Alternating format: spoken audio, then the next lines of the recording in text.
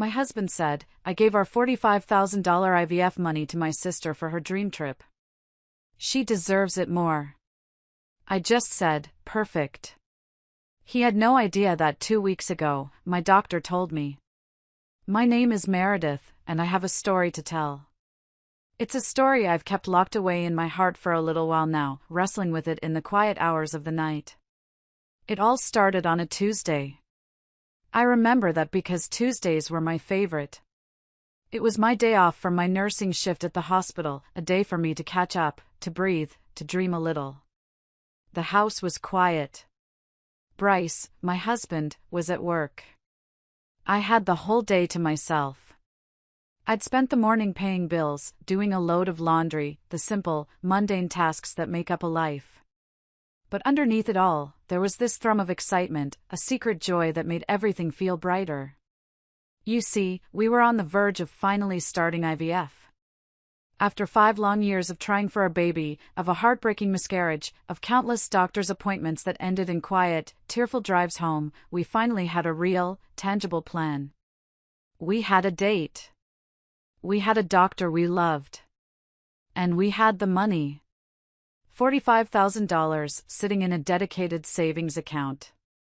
It was more than money to me. It was hope, condensed into a number on a bank statement.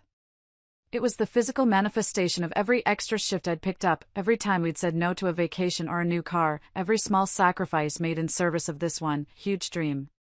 That afternoon, the late sun was streaming through the kitchen window, making the dust motes dance in the air. I was happy. I mean, truly, deeply happy. I'd just come from the hardware store, my purse filled with paint swatches. I laid them out on the granite countertop, fanning them out like a deck of cards. There was duck egg blue, morning mist, whispering willow, sunbeam yellow. I was trying to imagine them on the walls of the small spare bedroom upstairs, the one we'd kept empty for all these years. The nursery. I could almost hear the echo of a baby's laughter in that quiet house. That's when the phone rang, the cheerful, generic ringtone cutting through my daydream.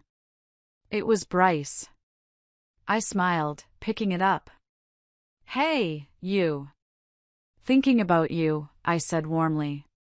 His voice crackled through the speaker. He was trying to sound upbeat, but I could hear the strange tightness in it, a forced cheerfulness that immediately put me on edge. I'd been married to this man for 8 years. I knew his every intonation, every mood. This was his I've done something wrong but I'm going to present it as a fantastic idea voice. Hey, honey, he started, a little too brightly. So, I'm over here at Lorraine's. Of course he was. His sister. I figured, I said, my smile tightening just a fraction. I picked up the morning mist swatch, a pale, hopeful blue.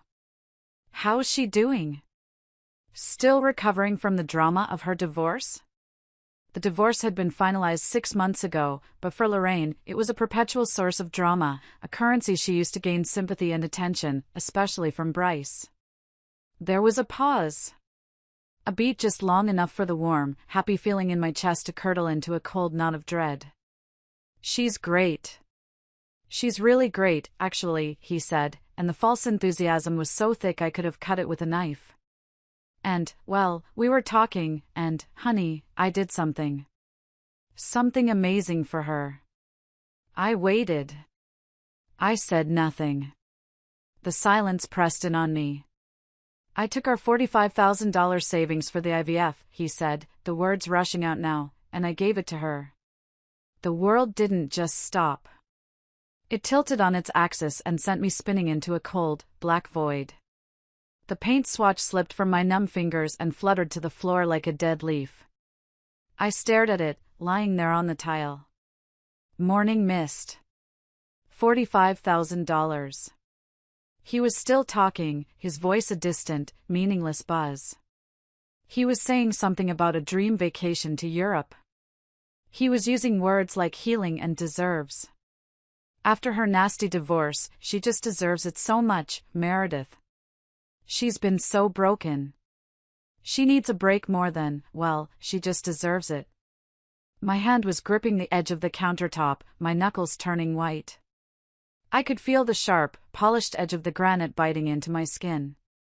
The blood was pounding in my ears, a hot, roaring sound that drowned out his voice. I felt a wave of nausea so intense I had to brace myself. I thought I was going to scream. I thought I was going to shatter the phone against the wall, to hear the satisfying crunch of glass and plastic. I thought I was going to just collapse into a million tiny, sharp pieces right there on the kitchen floor.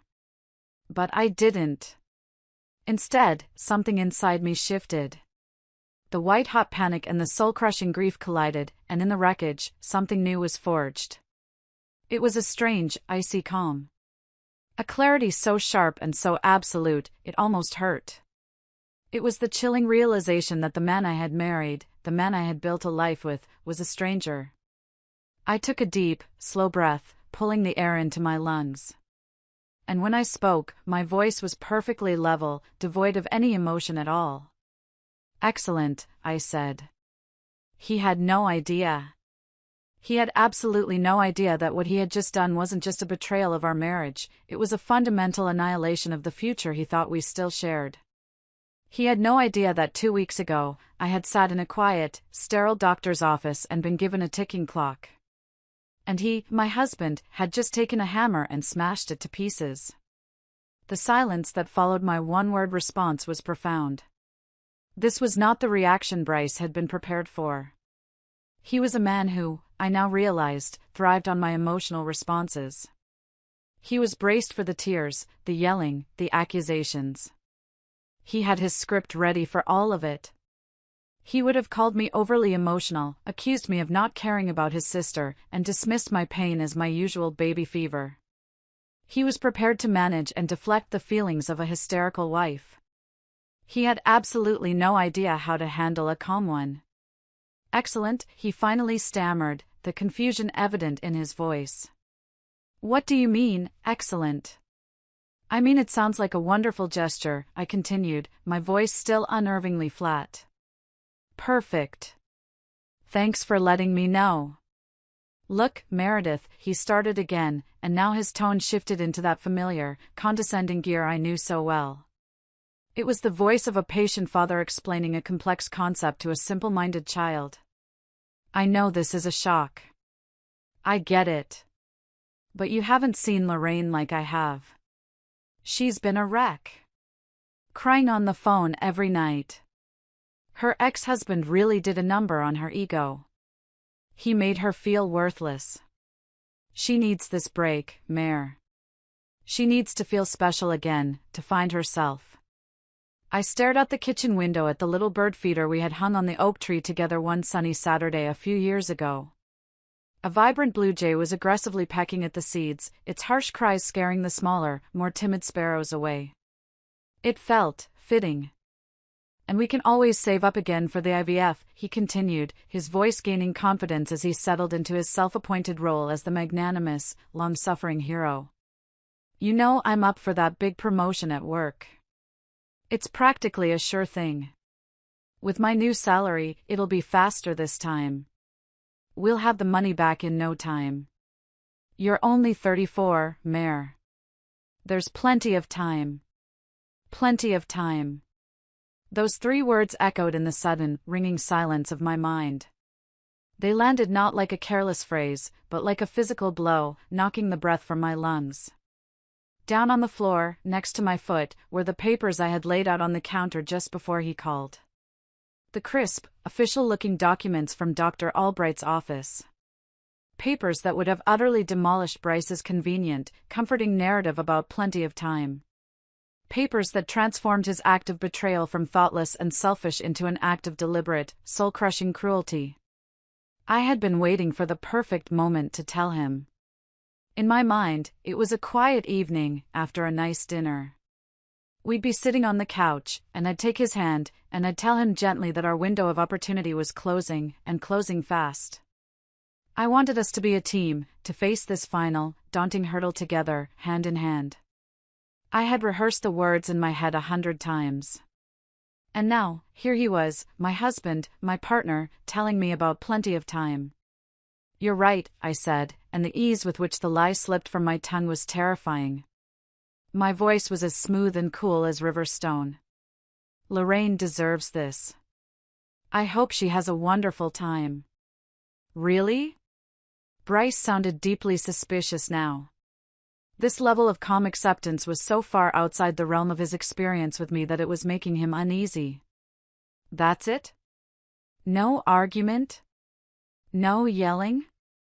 No argument, I confirmed. I felt a sudden, desperate need to end the conversation. I need to go. I'm running late for my shift at the hospital. I hung up before he could respond, before the violent trembling in my hands could reach my voice and betray the icy composure I was projecting. As a pediatric nurse, I'd learned to compartmentalize, to keep my emotions locked down in a crisis. Right now, that professional training was the only thing holding me together, the only dam holding back a flood of utter devastation. The moment the call ended, my legs gave out. I slid down the cool kitchen cabinets until I was sitting on the cold tile floor, my arms wrapped around my knees. My gaze fell on the medical file again. With a shaking hand, I reached for it and opened it, even though I knew the words by heart. I traced the cold, typed letters with my fingertip. Premature ovarian failure. Follicle-stimulating hormone levels consistent with perimenopause. Condition is deteriorating rapidly. The clinical, detached words did nothing to soften the blow. I was transported back to Dr. Albright's office 2 weeks ago. I remembered the smell of antiseptic and old paper, the soft leather of the chair I was sitting in. I remembered how Dr. Albright's kind, sad eyes looked at me from across her big, imposing mahogany desk. She had folded her hands, her expression full of a compassion that somehow made it all worse. Meredith, she had said, her voice gentle but firm, stripped of all medical jargon. What these results are telling us is that your egg reserve is diminishing at an accelerated rate. To put it plainly, your time is running out. If you and Bryce want to conceive through IVF, we need to act within the next 3 months. After that, your chances, they drop dramatically. I'm so very sorry. 3 months. 90 days. A single season. That was the entire window I had left to have a biological child. And Bryce, in one phone call, had just handed our only shot, our last hope, to his sister so she could get a tan in the French Riviera and post pictures on Instagram. I hadn't told him. I admit it. I was scared. I was so scared of seeing the pity in his eyes, or worse, the panic. I was scared of the pressure it would put on us, turning our dream into a frantic, desperate race against time. I wanted to gather all the resources, make a solid, step-by-step plan, and present it to him not as a tragedy, but as a challenge. A final boss battle that we, as a team, would conquer together. Now, I realized I had been right to keep it to myself, but for all the wrong reasons. I hadn't been protecting us. I had only been protecting him from the consequences of a reality he never bothered to pay attention to. My phone buzzed on the floor next to me, a harsh, intrusive sound. A text message. It was from Lorraine. Oh sis, Bryce told me what he did. You're the best for understanding. I was so worried you'd be upset, but Bryce said you'd get it. Can't wait to post pics from Paris. Love you. I stared at the message, at the little winking kissy face emoji at the end. I felt a surge of something hot and bitter in my throat. I remembered all the times Lorraine had competed with me, not just for Bryce's attention, but for his resources, for his loyalty. The endless stream of emergencies that always, coincidentally, seemed to pop up right before our anniversary, or on a weekend we had planned a getaway. I was suddenly thrown back 2 years ago. We had just saved up $20,000, our first IVF attempt. We were a week away from starting the medication. Then Lorraine called, sobbing hysterically. The condo she was renting was being sold, and she had the opportunity to buy it, but she was just short on the down payment. Family comes first, Bryce, she had sobbed into the phone, loud enough for me to hear from across the room. This is my only chance to have some security. Bryce, my husband, had looked at me with pleading eyes, and like a fool, I had given in. We'd give her the money as a loan, he promised. We'd save up again. She never paid back a single penny. My hands stopped shaking. The hot, frantic panic in my chest cooled and hardened into something else. Something heavy and solid and cold. It was resolve. All those years of playing second fiddle to Lorraine's whims, of watching Bryce prioritize his sister's fleeting desires over our shared, life-altering dream, it hadn't just been a series of unfortunate events. It was a pattern. A sick, manipulative system. And it had all been leading to this precise moment. The pieces didn't just fall into place, they slammed into place, forming a picture that was ugly, but crystal clear. With a strange new energy, I pushed myself up off the floor. I walked over to my laptop on the small desk in the corner of the kitchen and opened it. I logged into our joint savings account. Just as he'd said, it was empty. A single, glaring transaction from that morning. $45,000 transferred to Lorraine Miller. All our careful saving. All those grueling 16-hour shifts I'd pulled, coming home with my feet aching and my back screaming, telling myself it was all worth it. The bonuses from my hospital salary, which I could have used to pay off my student loans faster, but instead, I'd funneled them directly into this account, dreaming of what they would become. Gone. But what Bryce didn't know, what he had never, in 8 years of marriage, bothered to notice, was that I was a planner. I was a nurse. I dealt with life and death situations by being meticulous, by anticipating the worst, by having a plan B, C, and D. And I had seen this coming. Not the specifics, maybe, but the storm itself. 6 months ago, right after Lorraine's divorce was finalized, we'd had them over for dinner. I had watched her across the table, listened to her long, tearful monologue about her financial troubles, about how her ex-husband had left her with nothing, a lie, he'd given her a very generous settlement. And I saw the way her eyes kept flicking towards Bryce, and then towards me. It was a familiar, calculating envy. It was the look of a predator sizing up its prey. And in that moment, I knew. I knew our IVF fund, our sacred dream, was her next target. So, the very next day, I started preparing. I went online late at night, after Bryce was asleep, and I opened a separate, high-yield savings account at a different bank, an online-only bank he'd never heard of, under my name only. I changed my direct deposit at work. My base salary still went into our joint checking for bills, but I directed the hospital to deposit all of my overtime pay, every single extra cent, directly into this new, secret account. For the last 6 months, I had worked like a dog. Any extra shift that came up, I took it. I sold some of my grandmother's jewelry, beautiful antique pieces that I cherished but that Bryce had never even noticed me wearing. I told him I was putting the money towards paying down my student loans, and he just patted my shoulder and said, "Good for you, honey." The joint account he just emptied contained almost exactly what I had calculated Lorraine might be able to convince him to take. It was a painful, expensive decoy, but it was a necessary one. The real IVF fund, my fund, was safe. And it wasn't the only thing that was safe. I clicked open a password-protected, encrypted file on my computer. The file was named Household. Inside were 8 years of meticulous records. Scanned bank statements with every single one of my contributions highlighted in yellow. Copies of my pay stubs showing my salary increases and every hour of overtime. A detailed spreadsheet tracking every major household purchase I had made, every bill I had paid from my personal funds when we were tight. Proof of every single dollar I had personally put into our joint savings, our home, our life. Over the years, watching my hard-earned money get funneled into Lorraine's various emergencies had taught me to keep receipts. I wasn't just a wife, I was an auditor of my own marriage. My phone buzzed again. This time, it wasn't Lorraine. It was an automated email from Dr. Albright's office. Appointment reminder, your consultation is confirmed for next week. All paperwork is ready as discussed. I took a deep breath. The first real, non-panic breath I'd taken since Bryce's call.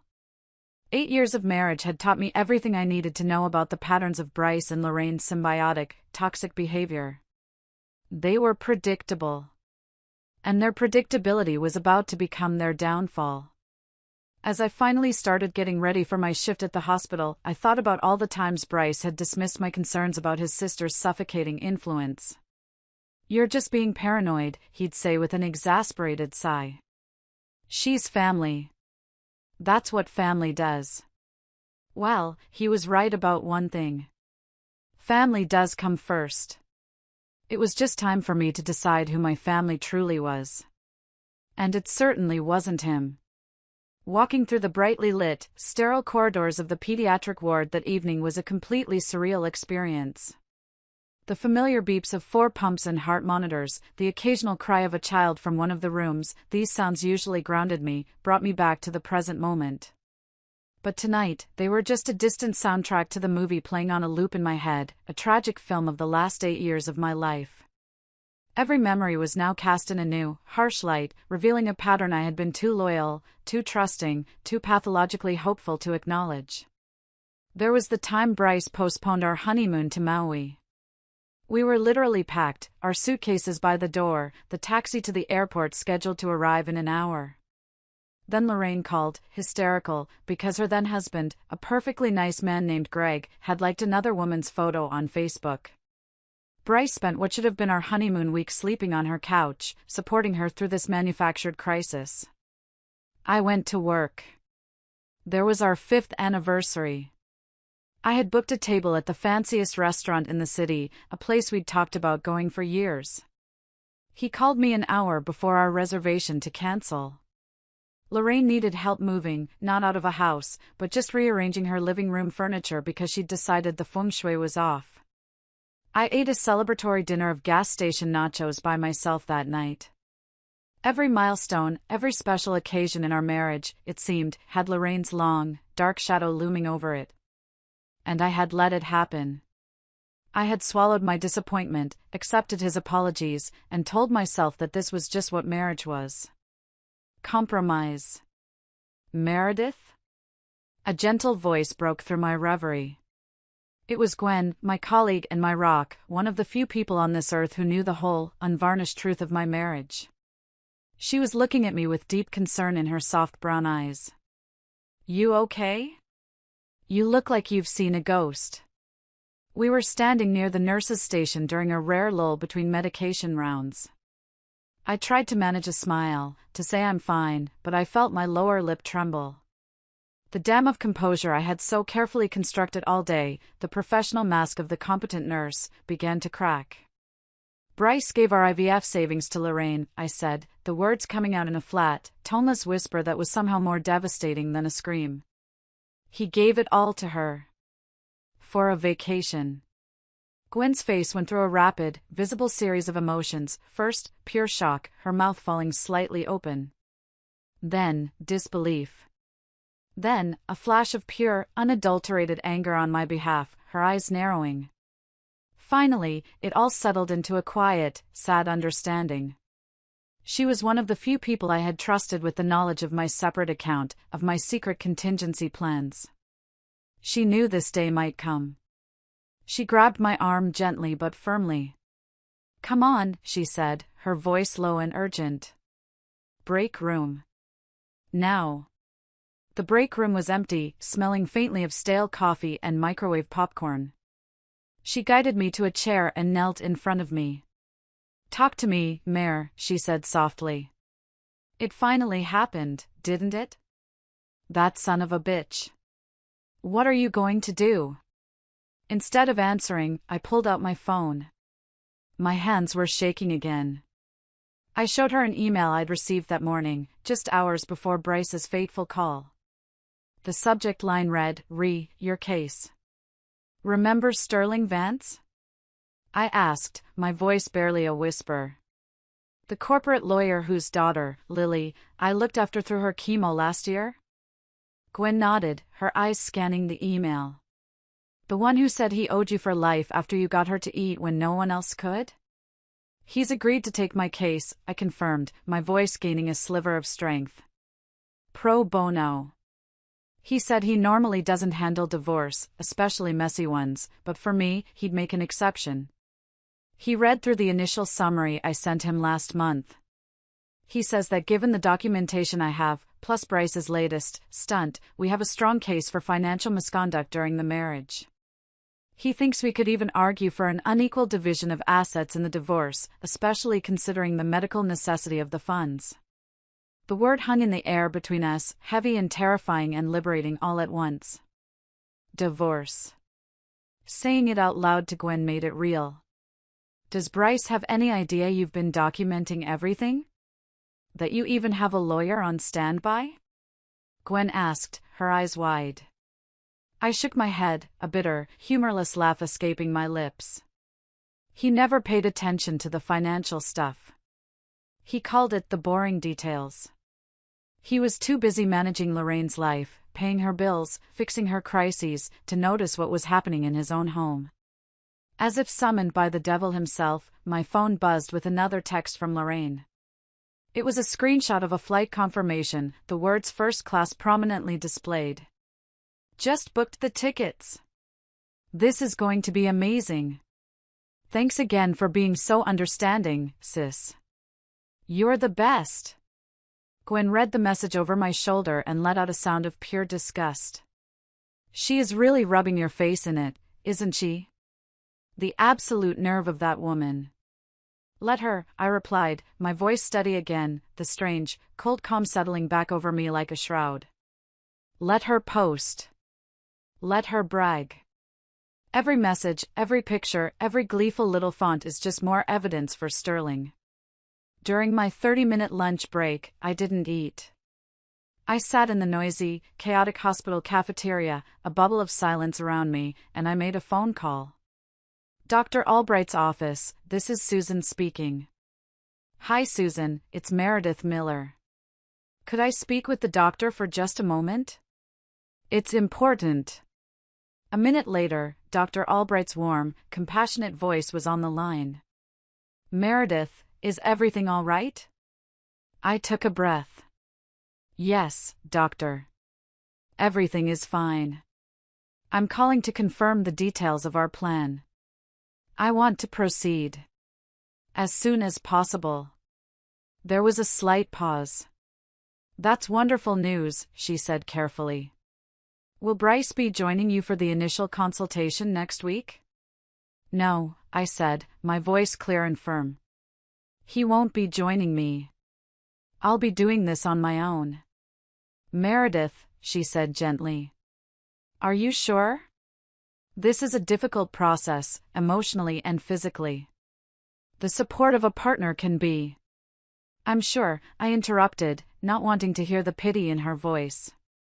I have a support system. But my partner, he won't be involved. I've spent 8 years waiting for Bryce to choose our family over his sister's endless demands. I'm done waiting. There was another pause, and then she said, with a newfound respect in her voice, all right then, Meredith. We'll see you next week. We'll be ready for you. When I got home that evening, the exhaustion felt bone deep, a weariness that had nothing to do with my long shift and everything to do with the emotional marathon I had just run. Bryce was waiting for me in the living room. He had that familiar look on his face, a mixture of feigned sincerity and self-satisfaction. It was the look that meant Lorraine had spent the afternoon reinforcing his decision, convincing him that he was the most wonderful, selfless brother in the world, the hero of this story, and that I was just being difficult and unreasonable and needed to see the light. Lorraine's so excited about the trip, he started, as if we were discussing something as trivial as the weather. He was trying to normalize it, to pretend this was a happy, joint decision. She's already planned the whole itinerary. She's starting in Paris, then Rome, then Barcelona. Sounds wonderful, I said, walking past him into the kitchen to get a glass of water. I needed to put some physical distance between us, the air around him felt suffocating. I'm sure she'll have an amazing time. He followed me, a confused puppy, thrown off by my continued calm. He was expecting a fight, and my refusal to engage was unnerving him. Look, I know you're probably still a little upset deep down, he said, leaning against the doorframe, blocking my exit. But Meredith, Emma really needs this. After everything she's been through with that bastard ex-husband of hers. I turned from the sink to face him, the cold glass of water in my hand feeling like a weapon. "Bryce," I interrupted, my voice quiet but sharp enough to cut through his rambling monologue. I said it was fine. "What more do you want from me? Do you want me to throw a party? To bake a cake that says Bon Voyage, Lorraine?" He just stood there, his mouth slightly open, completely unprepared for the sarcasm, for this new version of me. This version wasn't begging for his attention, or fighting for our future, or crying over his callousness. This version was, simply, done. I just want you to understand," he stammered, running a hand through his perfectly styled hair. "Oh, I understand perfectly," I replied, my voice as level and cold as the tile floor beneath my feet. "Trust me. I finally do. Now if you'll excuse me, I have an early shift tomorrow, so I'm going to head to bed." I brushed past him and went upstairs. As I lay in our big, empty-feeling bed that night, listening to the muffled sounds of the sports channel downstairs where Bryce was pretending everything was normal, I thought about my appointment with Sterling Vance scheduled for the next morning. I thought about the meticulously organized file of evidence in my laptop bag. I thought about the IVF procedure, now set for next month, a terrifying and exhilarating prospect. Bryce had made his choice. He had chosen his sister, his past, over me and our future. Now it was time for me to make mine. My phone, lying face down on the nightstand, lit up one last time. I didn't need to look. I knew it was Lorraine. I could already picture the text, a photo of a new designer dress, a screenshot of a luxury hotel, another gushing thank you for being the best sister-in-law ever. She had no idea she was gleefully, meticulously documenting her own downfall, one Instagram post at a time. Tomorrow was the first step. The first step towards my new future. A future I would build myself, for myself. And no one, not even his precious, manipulative sister, was going to stand in my way this time. The next morning, I called in sick to work, something I hadn't done in years. The lie felt small and insignificant compared to the ones I had been living with. I dressed with purpose, choosing a simple, professional blouse and slacks. I felt like a soldier preparing for battle. Sterling Vance's office was on the 30th floor of a gleaming downtown skyscraper. The view from the waiting room was spectacular, but I barely noticed it. My hands were clammy, and my heart was beating a nervous rhythm against my ribs. Sterling's assistant, a kind-faced woman named Patricia, offered me coffee, which I gratefully accepted. Finally, Sterling himself came out to greet me. He was a tall man in his 50s, impeccably dressed in a tailored suit, with kind eyes that held a sharp, formidable intelligence. "Meredith," he said, shaking my hand warmly. "Thank you for coming in. Please, come back." His office was all warm wood, leather-bound law books, and quiet competence. It was comforting. He closed the door, and we sat across from each other at his polished mahogany desk. "This is thorough, Meredith," he said, his voice a low, reassuring rumble. He was looking at the folder I had sent him, which he had printed out. He picked up the detailed spreadsheet of my contributions to the joint account, a document I had updated monthly for the past 5 years. Most people don't think to document everything so carefully. In a divorce, this kind of meticulous record-keeping is invaluable. It paints a very clear picture. 8 years of watching my savings disappear into Lorraine's various emergencies taught me to keep receipts, I replied, my voice tight with years of repressed frustration. Sterling leaned back in his high-backed leather chair, his expression turning serious, all business. "The $45,000 transfer to Lorraine's account yesterday, in legal terms, that's what we call a smoking gun. It's not just a poor financial decision, Meredith. It's a clear and deliberate dissipation of marital assets right before a potential separation. It shows a clear pattern of financial misconduct, especially when you combine it with your records of past incidents, like the $20,000 for her condo down payment." I pulled out my phone. My hands were steady now. I showed him Lorraine's social media profile from the previous evening. The first-class ticket confirmation. A new Louis Vuitton handbag captioned "A little retail therapy to heal my broken heart." Winky face. A reservation confirmation for a 5-star hotel in Paris with a view of the Eiffel Tower. All time-stamped. All paid for with our IVF fund. A slow, grim smile touched Sterling's lips. "She's not exactly being subtle about it, is she?" he observed, using his own phone to take screenshots of everything. "This actually works in our favor. The more she flaunts it, the easier it is to prove our case to a judge. It's incredibly brazen." He looked up at me. "Have you told Bryce about your medical situation?" I shook my head. "Not yet. I wanted to secure my financial position first. I didn't want him to use it against me, or to try and manipulate me with false promises." "Smart," he nodded, his eyes showing a flicker of genuine admiration. "Very smart. Given the time-sensitive nature of your condition, and the fact that he knowingly gave away funds specifically saved for that exact medical treatment, we can request an emergency hearing. We will file a petition with the court this afternoon to freeze all remaining marital assets, checking accounts, credit cards, investment portfolios, everything. We need to prevent him from giving away anything else." As Sterling laid out our legal strategy, step by logical step, my phone buzzed with a text from Bryce. I glanced at it, my stomach turning. "Morning, honey. Lorraine's so happy, she cried on the phone with me last night. Said it was the first time she's felt hopeful in months. I knew you'd understand once you had time to think about it. You're an amazing wife, babe. Love you." I felt a wave of nausea so profound I had to take a sip of water.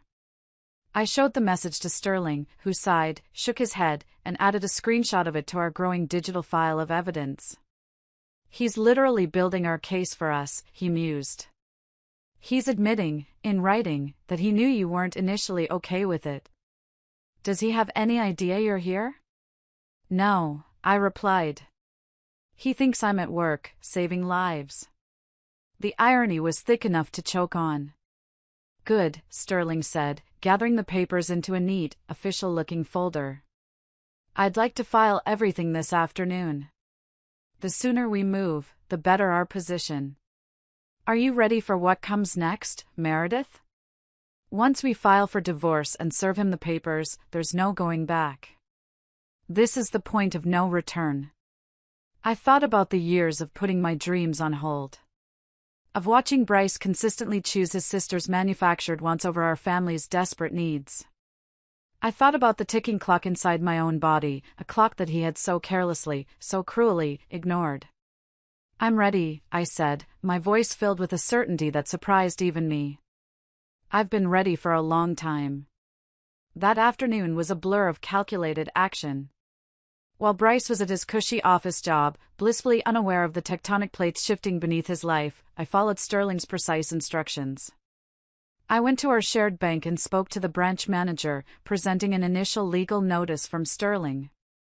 I closed our joint credit cards, cutting off any further potential for Lorraine's retail therapy. I then withdrew my documented portion of our remaining joint checking account, a measly $3,000 that Lorraine hadn't managed to convince Bryce to share yet. It felt both liberating and terrifying, like stepping off a cliff, trusting that my parachute would open. When I got home, the house felt different. It was no longer our house. It was a crime scene.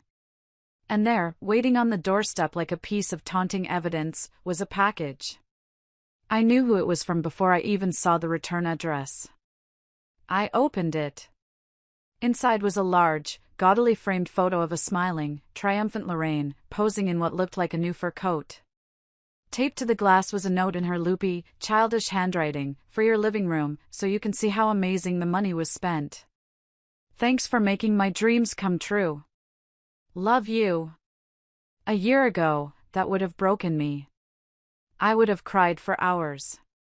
Now, it just strengthened my resolve. It was one more exhibit. Exhibit A in the case of my new life.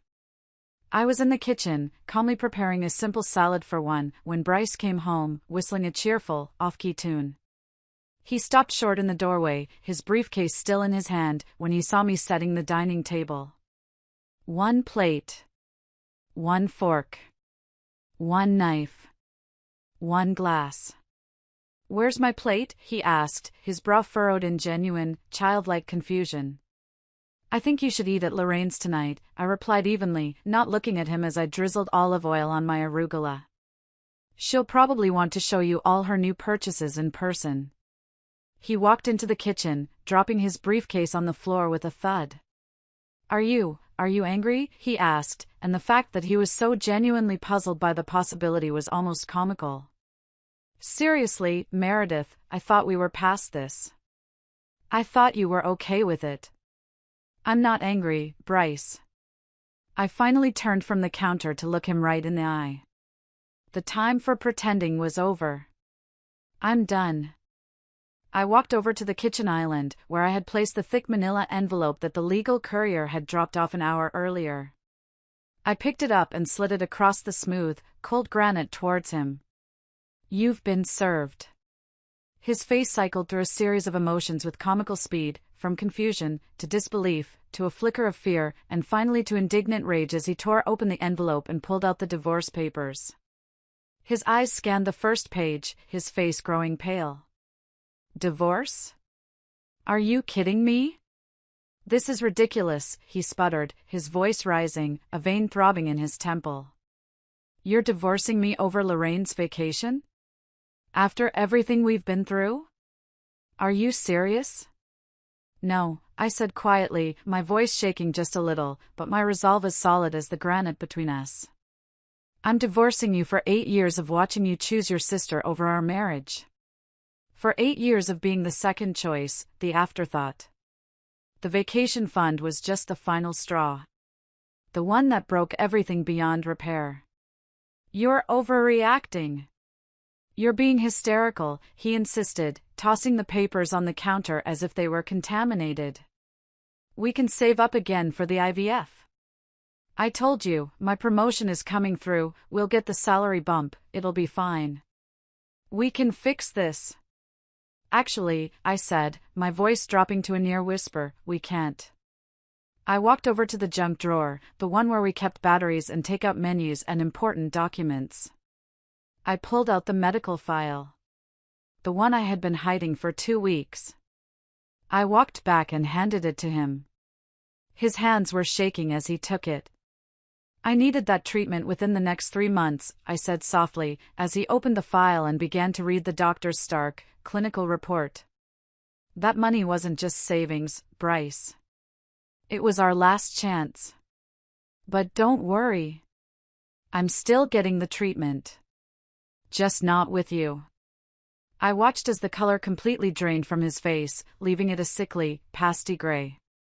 The whistling, confident man who had walked in the door 10 minutes ago was gone, replaced by a pale, trembling stranger who was finally, for the first time, seeing the full scope of his actions. He looked up from the report, his eyes wide with a dawning, abject horror. Why didn't you tell me?" he whispered, the words barely audible, choked with a pathetic, self-serving disbelief. And there it was. The question I had been waiting for. The question that held the answer to everything. "Would it have mattered, Bryce?" I asked, my voice deadly quiet, each word a perfectly aimed dart. "If I had sat you down, tears in my eyes, and told you this was our last chance on Earth, would you have said no to Lorraine?" His silence was a confession. It was the loudest sound I had ever heard. It filled the entire house, the entire world. In that gaping, empty, damning silence, I heard the death of our marriage. "I have an IVF appointment next month," I told him, my voice growing stronger with every word, fueled by a righteous, liberating anger. "I'm doing it on my own. With my own money. Money that you and Lorraine can never touch. I suggest you start looking for a place to stay. I hear your sister has plenty of room in her condo that we paid for." "Meredith, please," he started, taking a step toward me, his hand outstretched, his eyes filling with tears. They were tears for himself, I knew. Not for me. But I cut him off. The time for his pleas was over. "Check your credit cards before you leave," I said, my voice like ice. "They're closed. A judge ordered them frozen this afternoon. And don't bother checking the joint account. I've already withdrawn my legal portion. You and Lorraine can have the rest. The $37.14 that are left, anyway." As Bryce stood there, stunned and speechless in the middle of our kitchen, a broken man in the ruins of a life he had single-handedly destroyed, I felt a weight I didn't even know I was carrying lift from my shoulders. 8 years of compromising my dreams. 8 years of coming in second place in my own marriage. 8 years of watching my hopes and my hard-earned money slip away to fund someone else's whims. It was finally, blessedly, over. My new beginning was just around the corner. The next 2 months were a strange paradox of chaos and calm. The legal battle with Bryce was ugly. He hired a cheap lawyer who tried to paint me as a vindictive, money-grubbing wife. But they were no match for Sterling Vance and his meticulous, damning pile of evidence. The judge, at an emergency hearing, upheld the freezing of all assets and ordered Bryce to vacate the house immediately.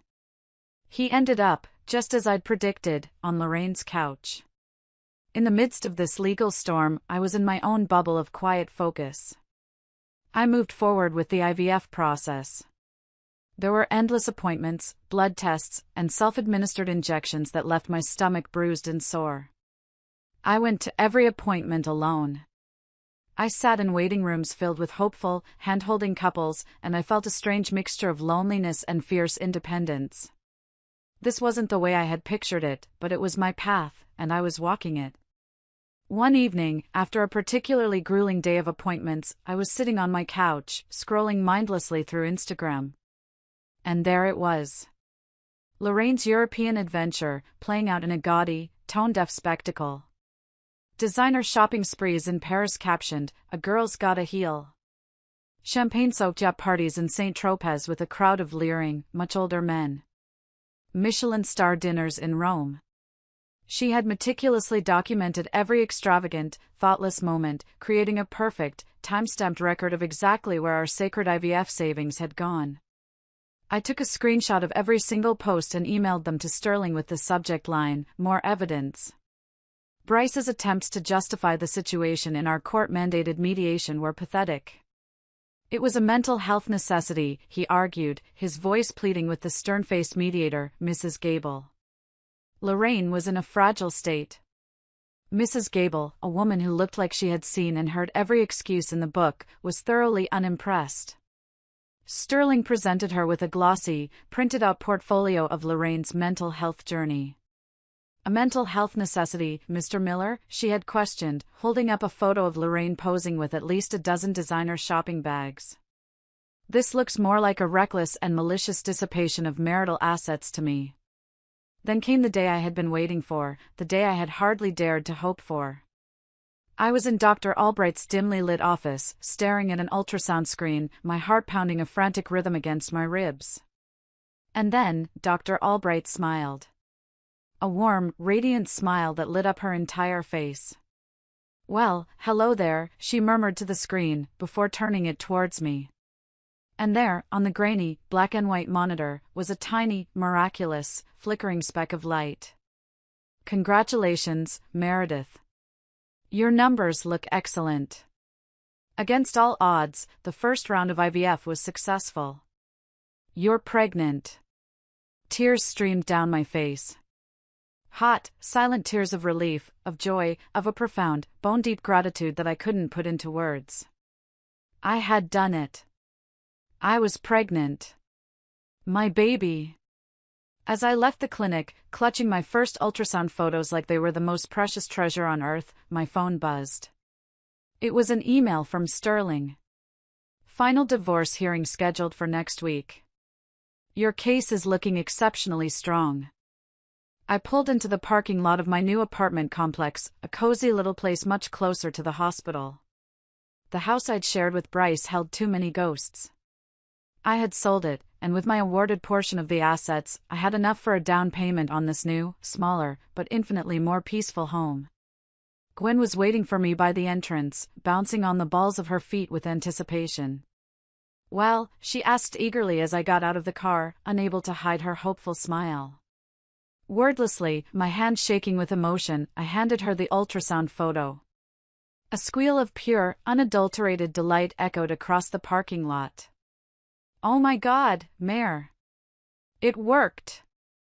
It worked! I'm going to be an aunt," she exclaimed, pulling me into a fierce, loving hug that felt like coming home. "Have you told anyone else yet?" she asked as we walked up to my apartment. "Just you," I replied, a real, genuine smile spreading across my face for what felt like the first time in months. "I'm waiting until after the divorce is finalized next week. I want a clean break. A completely new chapter." Inside, over a celebratory cup of decaf tea, Gwen updated me on the latest gossip she'd heard through the grapevine. Lorraine had returned from Europe, tanned and loaded with tacky souvenirs, to find her financial situation in absolute shambles. The vacation had burned through not just our IVF money, but all of her own savings and the last of her divorce settlement as well. She tried to hit Bryce up for more money to cover her credit card bills, Gwen reported, stirring her tea with a smug little smile. But apparently his accounts are still frozen pending the final settlement. He's had to take a second job on weekends just to afford the rent on his crappy little apartment. How did he respond to her asking for more? I asked, a flicker of morbid curiosity stirring within me. Gwen grinned. From what I heard, he finally said no to her. For the first time in his entire life, he told his precious baby sister no. I guess even he has a breaking point. The day of the final hearing arrived, bright and crystal clear. I dressed carefully in a conservative navy suit, the kind of armor a woman wears to battle. The slight swell of my pregnancy was still barely visible beneath the tailored jacket, a secret source of strength known only to me and Gwen. Bryce and Lorraine were both there, and they looked diminished. Haggard.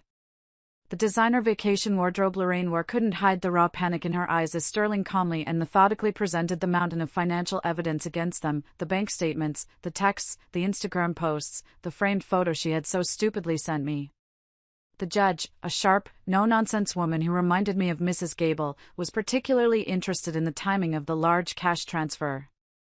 "Mr. Miller," she addressed Bryce, her voice sharp as glass, cutting through the silence of the courtroom. "You deliberately and with forethought misappropriated marital funds that were specifically saved for a time-sensitive medical treatment, and you gave them to your sister for a luxury vacation. Do you understand the severity of this action? Do you understand the profound and irreparable harm you have caused?" Bryce's response was a quiet, defeated mumble. I didn't know about the time sensitivity. I couldn't help myself. I spoke up, my voice soft but clear, carrying across the silent courtroom. "Because you never asked," I said, looking directly at him for the first time that day. "You never asked about the tests. You never asked about the results. You never asked about anything that didn't directly involve Lorraine." The judge's ruling was swift and decisive. Given the overwhelming evidence of financial misconduct and emotional cruelty, I was awarded a significantly larger portion of our marital assets, including full ownership and equity from the sale of the house. Lorraine was officially ordered by the court to repay her portion of the misappropriated funds, though Sterling and I both knew it was unlikely we'd ever see a dime of it. But it wasn't about the money anymore. It was about the principle. It was about justice. It was about the final, authoritative validation that what they had done was wrong. And right at that moment, when the judge's gavel came down with a final, resounding crack and she declared our marriage dissolved, I felt a wave of pure, unadulterated freedom wash over me. The journey had been long and painful, filled with tears and sleepless nights, but it was all worth it for that one moment of victory. That moment of knowing I had fought for myself, and for my future child, and I had one. If you're still listening to my story, if you've followed me on this journey, please help me by liking this video and commenting the number 1 below. It lets me know that you're here, that you're with me, and that my story has reached you. Your support is a tremendous encouragement for me to keep going. Please, comment with the number 1, and then listen as I tell you the rest of my story. As we left the courthouse, the bright afternoon sunlight feeling like a promise of a new day, Bryce tried to approach me one last time. Lorraine was already a few steps ahead, furiously tapping on her phone, probably complaining to a friend about the outrageous injustice of being asked to pay back money she had stolen. "Meredith," Bryce called out, his voice hoarse and broken. "Wait. Please. I'm sorry. I know that word is meaningless now, but I am. I know now, what I did was wrong. It was unforgivable. Maybe, someday, we could." I turned to face him, the noisy street traffic fading into a dull roar. I didn't feel anger anymore. I didn't feel hatred. I just felt a quiet, sad finality. My hand, without me even thinking about it, went to my stomach, a protective, loving, instinctive gesture.